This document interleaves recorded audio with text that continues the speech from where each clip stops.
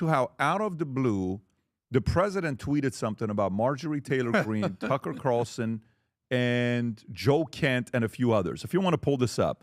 So Tucker Carlson just met with lightweight former Congressman Thomas Massie, Marjorie Taylor Greene, Trader Greene, losers all. Tucker's views have fallen through the floor and will only get worse. Nobody cares about him any longer, in that he has become totally irrelevant and happens to be a surprisingly very low IQ individual. He could barely get out of college, and maybe he didn't, but only real dumb people can make it through that wonderful 4-year time in life.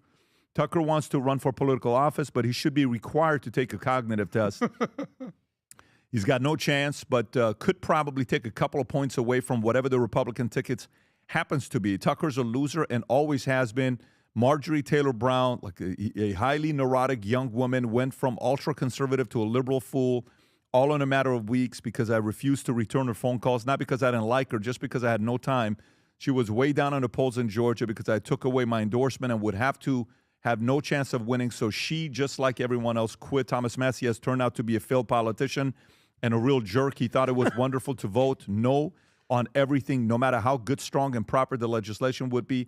What a team this would be. 3 losers and a pocket full of change. The only chance they have is to join the radical left Democrats and try breaking into the primary system. To all of them, I say praise to Allah. Praise be to Allah. Wow. I didn't even read that.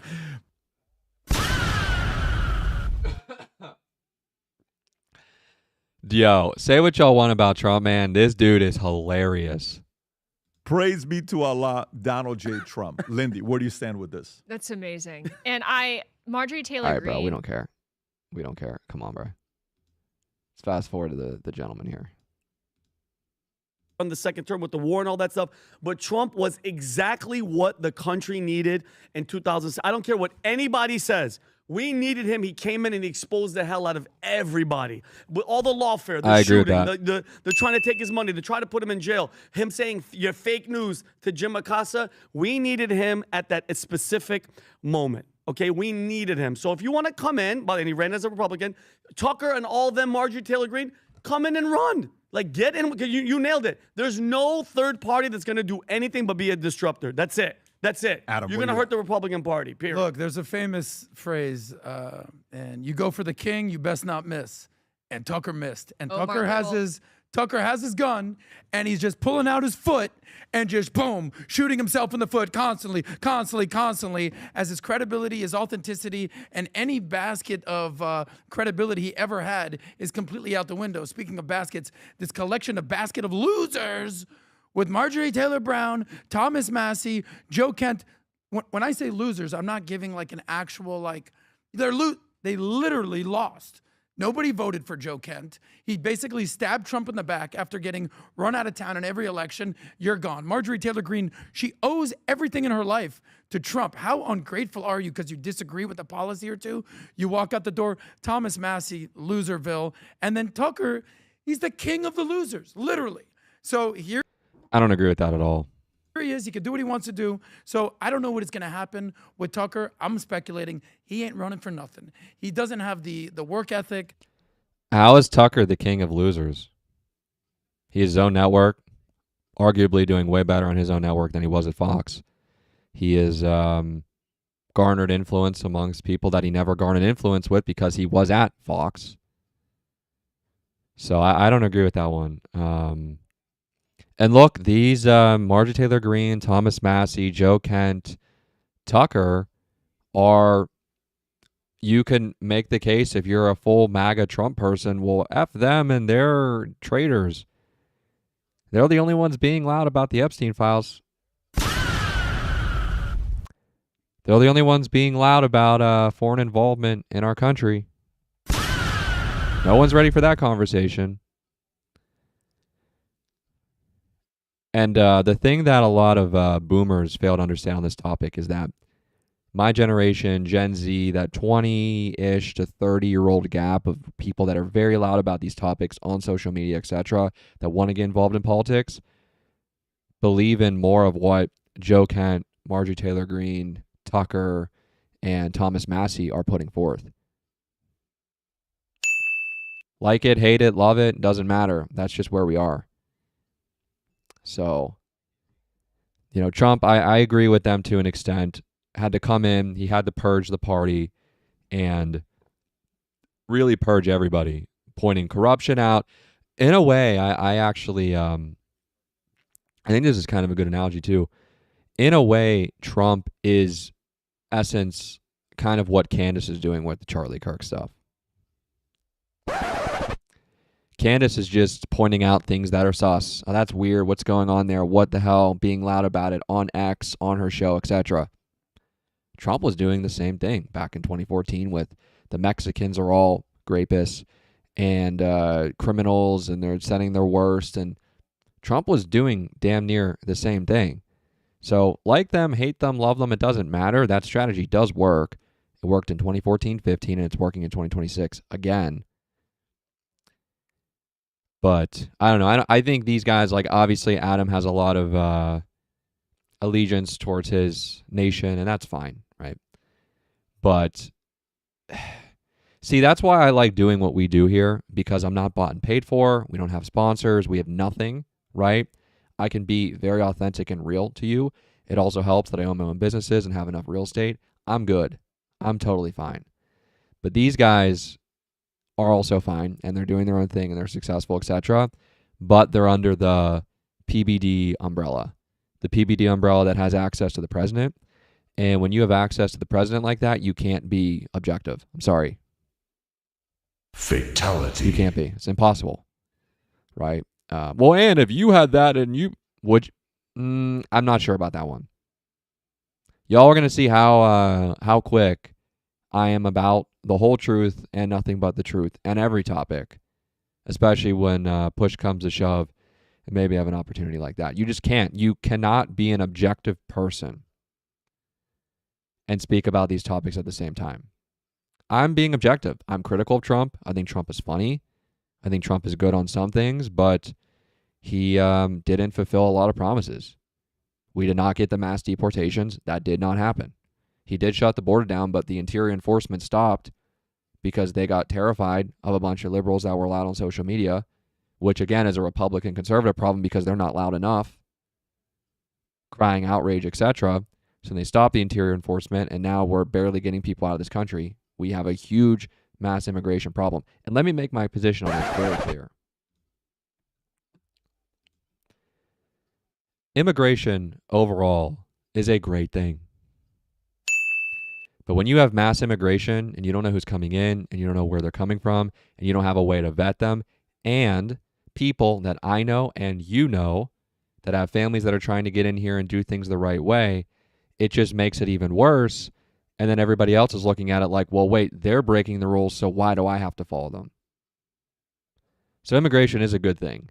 But you can't, like anything, there has to be balance. There has to be checks and, again, balances on these things, because otherwise you turn into the UK, you turn into Europe, you turn into Canada. It's a fucking free-for-all. And you lose the national identity of your country, which, look what happened in the United Kingdom.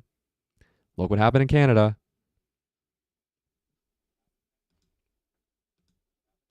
The stamina, nothing to get out and do what Trump has done.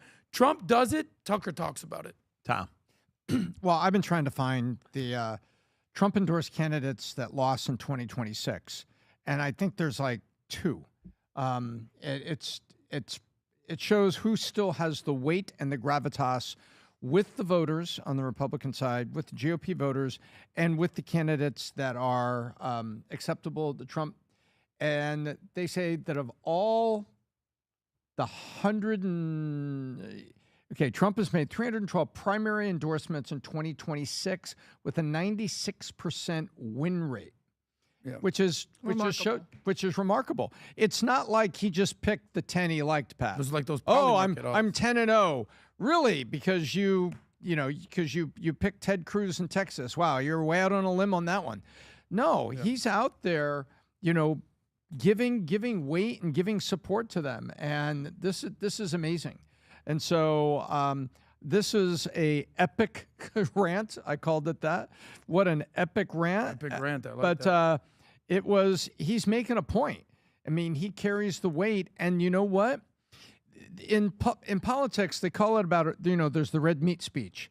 Why would that person give such a speech? Well, it didn't make sense to you sitting in Florida, watching that speech on CNN, but it made a hell of a lot of sense to the ranchers that were in Dallas when he was there.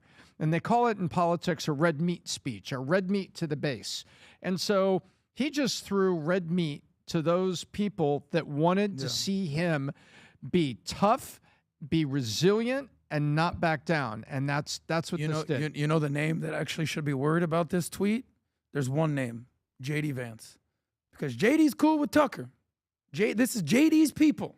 So Trump just sent out a warning shot saying, oh, you want to disrespect me? JD, like indirectly, this was like a stray bullet coming his way. What do you think about the JD component?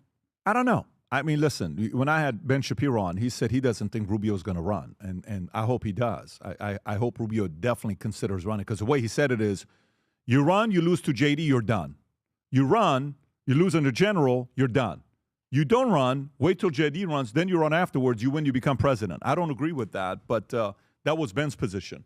But going more to this year with where Tucker's at, I love that people want to run. I hope, Mark Cuban runs. I hope The Rock runs. I hope a lot of people run and go present your ideas to the market and see how they react to it. But the challenge here is one thing you have to be very careful with is the following. And this is one of the hardest things to do in life. One of the hardest things to do in life. It is so flippin' difficult to do. When you win and you start getting some people around you that are saying, man, let me tell you, dude, I think you could do it. You're freaking sick. I think you can beat him. I think you're this. I think you're better than this. I think you're better than that. And you hear it so much from people, and you don't have the self-awareness to be like, yeah, I think there's levels to this game, and I'm not there yet. No, bro, you got it, bro. No. Oh, really? Yeah. Okay. All right. Yeah. Okay.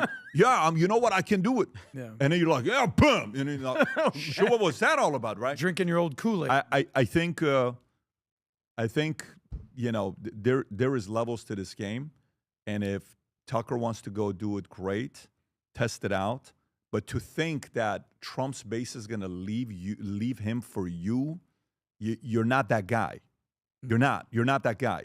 You're talented, you're capable, you run a very popular podcast. You've done a great job with a lot of interviews with, Putin and others. And credit to you as an entertainer, charming, charismatic, that you have that and you have a certain following. But are you a kingmaker? I don't know. You know what a kingmaker is? Like, a kingmaker is when the guy says, this could happen. And there's moments where whatever that guy says, things happen. How many times has he made predictions? How many times, or is he a secondary one? Like his position with Israel, he followed Nick Fuentes. Like in that topic, Nick's the leader of Tucker, not the other way around. So if it's like, well, let me tell you, it's really Israel. Well, a 22-year-old is the guy that led you at that time, and now you're what, 28? I don't know how old Nick is. So Nick Fuentes is Charlie Kirk's is Tucker Carlson's leader in my eyes. His daddy. No, I don't want to say you're being funny about it, but what I'm saying is he's leading him. What has he taken a first position on that's a risk? Say what you want with Candace. She took a position, and she's the first. Now, whether she ends up being right or wrong, that's a different story. But that's a risk. No, I understand what you're saying. But what has he taken that is the first? Trump took first. Yeah. They're sending rapists. They're sending their wars. What? Yeah. He's crazy. He is racist. Let me go make my argument why. So Tucker is, believe it or not, Tucker is like, yeah. I don't know, man. 28 is going to be interesting. Obviously, we're going to be here covering it all. And I think he's underestimating how much of the Trump MAGA base will, I don't know, slowly make their way to the Thomas Masseys of the world. Obviously, a lot of people are loyal to Trump and don't like Massey for certain reasons because Trump attacked him. But if you're actually a real moral good person, Thomas Massey and Marjorie Taylor Greene and Joe Kent and Tucker, Candace, regardless if you like them, you think they're full of shit, etc., they're at least actually trying to expose the truth. And it's so weird with Trump how he went from being the most anti-establishment guy ever to the establishment. obviously two-term president, somebody that has won a lot of power, a lot of movement. He, as I've said before, he is the level of fame like an Elvis. And when you got fame like that, you got motion like that, and you've been in power for, it feels like, a decade, and it will be almost a decade after he's done with both of his terms, but he's been in the political environment since, 14? And he would always kind of drop in and out. But I don't know, man. We'll see. But, yeah, man, Trump was definitely on the line of like, oh, well, we're going to expose the Epstein files and all this stuff, and then they don't. So,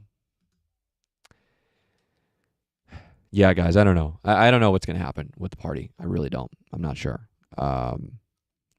My position today, August 24, 2026, you could make the argument that MAGA is the new Rhino, George Bush, Dick Cheney party of the early 2000s and late 90s. You can make that argument. And we'll see in the next election cycle how much the MAGA movement stays. Because you're going to have the Republicans that will still ride on the back of Trump and, hey, I'm MAGA still, guys, and this is just a continuation of him. And then you're going to have people come out like Joe Kent and Tucker and Marjorie Taylor Greene, all these people that are opposing that. And I'll tell you, for the people in our demographic of age, they're absolutely going with that. Now, the boomers are going to probably go more Trump, which then splits the vote. And the Republicans have a pretty big existential crisis within the party. At least with the Democrats, they have gone full-blown socialist, the DSA, and they're not hiding from it. There are some that are trying to hang on, and this is not our party, blah, blah, blah. But that's the position they've taken. They've been purged by streamers, Hassan Piker to be specific. And as of right now, AOC is the odds-on favorite to be the nominee for the Democrats in 2028, which is insane, by the way. And I've said this before. I think they're going to win. I do. Because this time around, you're not going to have the Trump vengeance 2.0. People are like, I'm not really sure about Trump, but then he gets shot, and they're like, you know what, fuck these people, we're going to vote. You're not going to have that again. And the party that's typically not in power becomes the loudest. And the Democrats, as much as you want to be tough on them, not like them, etc., they stick together very well, and they're very loud about their issues, and they protest. The conservatives and Republicans do not do that. I don't have to like that, love that, etc. That's just what it is. So, yeah, I right now, as of August 24, 2026, I'm very confident that the DSA will win in 2028 for so many reasons. Now, let's just role reversal here for a second. Imagine Trump fully releases these Epstein files. They redact or unredact everything. You have full transparency. People are going to jail. All these. We're having a different conversation right now. That was the biggest fumble of the administration. And the second biggest fumble of the administration was this war. You don't have to like Trump. You don't have to love Trump, wherever you are on this topic. As someone that likes Trump, I can be objective and criticize him and the administration for doing certain things. So that's the political roundup of where we are today. I know politics is a little boring now because we're right about to get into midterm season and then really break down what's going to happen in 28. But yeah, guys, I for those of y'all being like, no, the DSA will never win an A. I don't know about that, dude. I don't know about that. Obviously, the boomers are probably going to be more centric to a Republican. But, yeah, I don't know. Things could change. A lot could happen in 2 years. But this is where we are, folks.